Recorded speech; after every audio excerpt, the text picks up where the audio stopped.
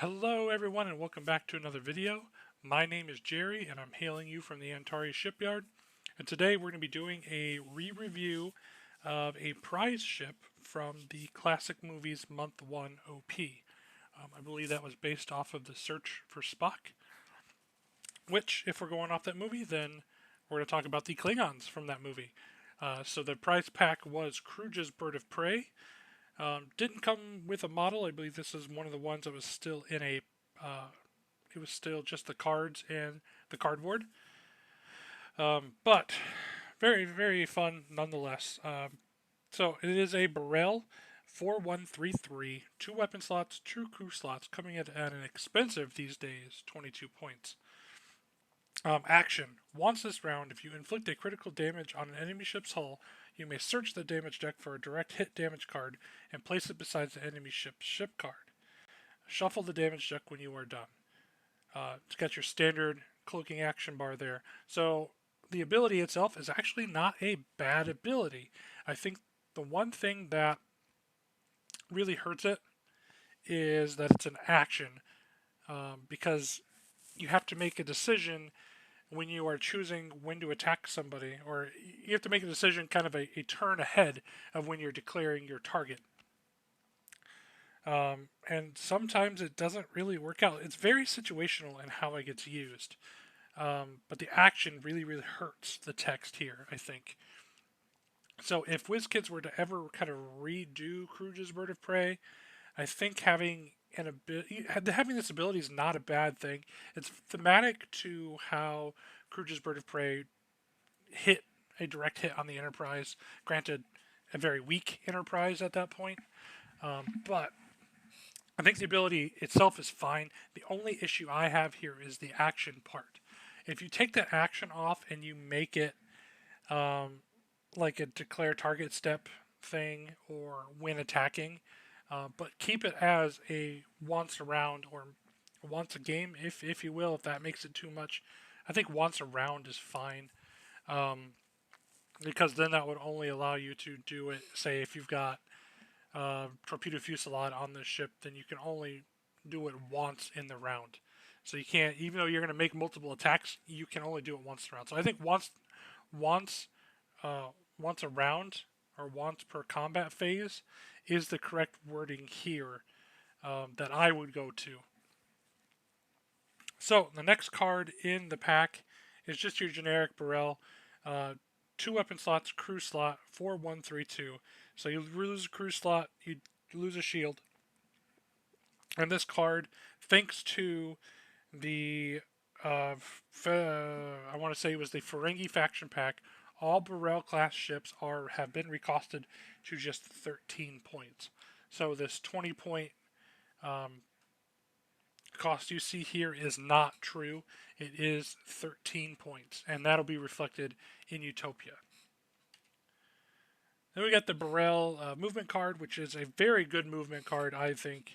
I tend to find Burrells and Cavorts a lot, so I'm fairly familiar with this. Having the 3 hard turns as a white is fantastic. The come about red, being the only red on the dial, is great. I don't have really any complaints about how well the Burrells and the Cavorts kind of maneuver around the board. So we get to the first captain in the pack, which is the man himself, Kruge. So he does get to add 1 crew slot to your upgrade bar.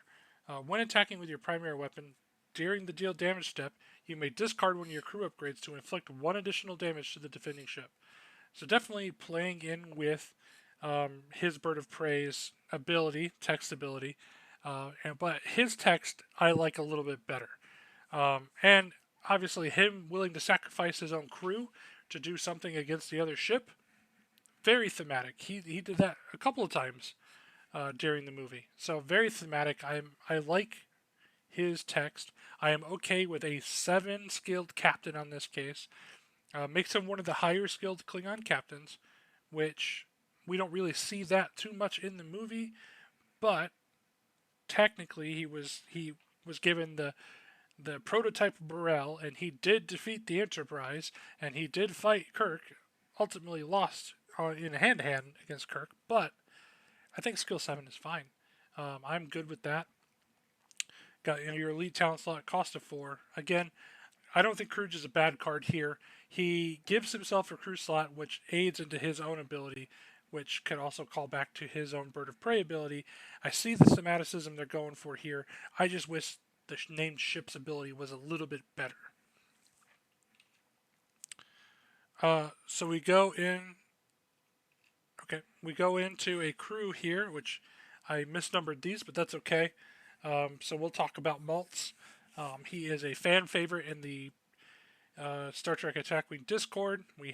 There is a Maltz Day that happens once a year where people bring malts. We have a player in our Discord who loves to bring the Zindi weapon with malts or uses malts to get people over to weapon, and we end up calling him Maltz Balls. Um, but he's a fun card to play. He is expensive, coming at a 5, but you'll see why. Action: if your ship is not cloaked, discard this card to target a friendly ship within range 1 to 2 of your ship. Take up to 3 crew upgrades from that ship and deploy them to your ship, even if it exceeds your ship's restrictions. Or take up to 3 crew upgrades from your ship and deploy them to the target ship, even if it exceeds that ship's restrictions. So, Malta is definitely one of the definitions of moving cards around, um, moving crew from place to place, aiding to some of those clown car effects that we see in the game. Again, there is a sect of people who really like this part of the game and really like malts, and then there's a sect that doesn't really care or, you know, kind of dabble in that side of the game. Personally, malts is fine. I think this is okay. Again, it's thematic to him beaming people up from the surface of the planet. Um, Granted, they weren't Klingons that he beamed up, but thematic to the movie nonetheless. Okay, so the true next card in this pack is Retaliatory Strike, which is an elite talent. It comes in at 5 points.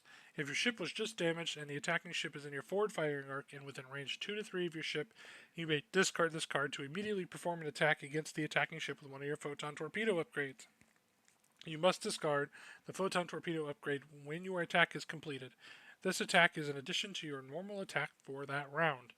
I've seen this card get used fairly well. It definitely makes your opponent kind of stutter if they're going to attack you. And again, you tag this with Kruge and Kruge's Bird of Prey, so you start to see the thematicism around it.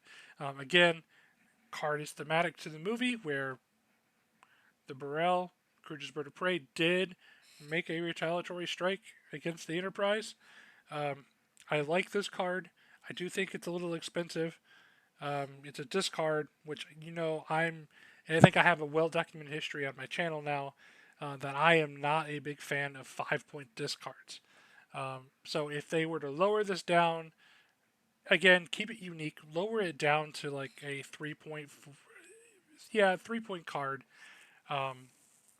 you probably have something here.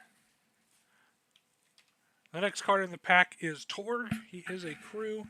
Action: if your ship is not cloaked, disable all of your remaining shields and target a ship at range 1 to 2 that is not cloaked and has no active shields. Discard this card and disable all upgrades on the target ship. The target ship rolls -1 attack die and -1 defense die while any of its upgrades remain disabled. Once there are no disabled upgrades on a target ship, remove Torg's continuous effect token from besides the target ship, a cost of 6. So he is a very expensive crew to have. But on the flip side, if your meta is dealing with tons and tons of clown cars, and for those of you who may be new to the Attack Wing scene or stumbled upon my channel for the first time, welcome, first off. Second off, a clown car is where you take a ship and you exceed the slots it has, but you're still able to add slots and put things equipped to your ship. So you end up with a ship that may have 10 to 15 cards on it when it can only have maybe like 4 or 6 normally, but you just keep piling things on. So Torg is like an early defender against those types of builds, because typically with clown car builds, you're going to be running a lot of upgrades, tech, weapon, crew, and that's a lot of tech, weapon, crew to disable. Now, obviously, there's a lot that goes into using Torg.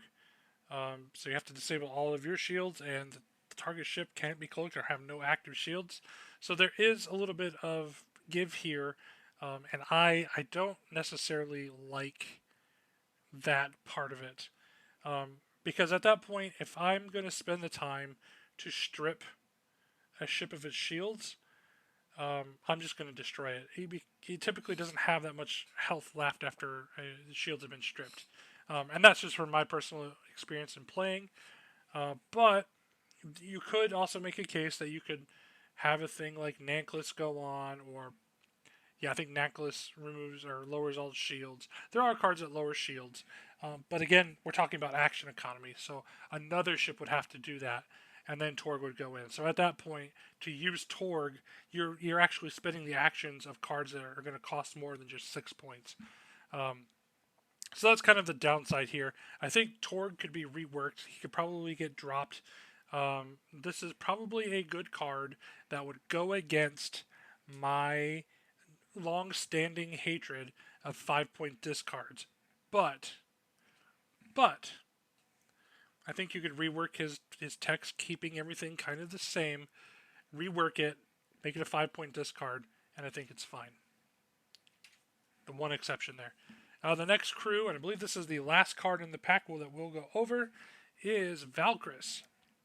Action. Target a ship at range 1 to 3. Discard this card and disable one upgrade on the target ship, crew, weapon, or tech. You may immediately use the action listed on the upgrade you disabled with this action as if it were assigned to your ship. She allows you to reach out and target a ship at range 1 to 3 and be able to use that that thing that you disabled as if you were on your own ship. I do like Valkyris. I'm just trying to think of a good situation in which she would be used in one of my fleets. She's expensive for my taste for what she does. And there's a card that does this a little bit better that I like. OMAG is kind of what I'm comparing her to right now. Because she could. Let's break down the text here first. So, first off, we're going to be spending an action. So, you got the action economy going on.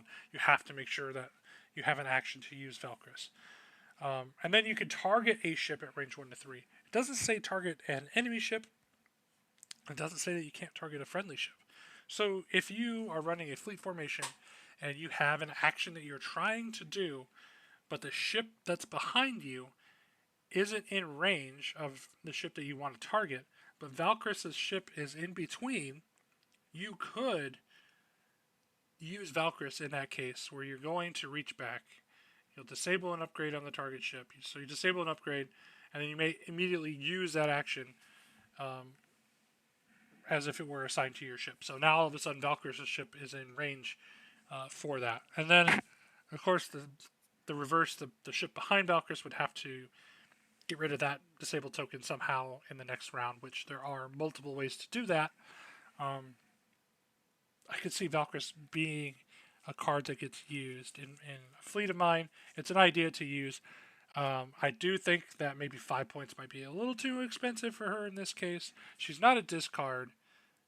No, she is a discard. She's a 5-point discard. I see that now.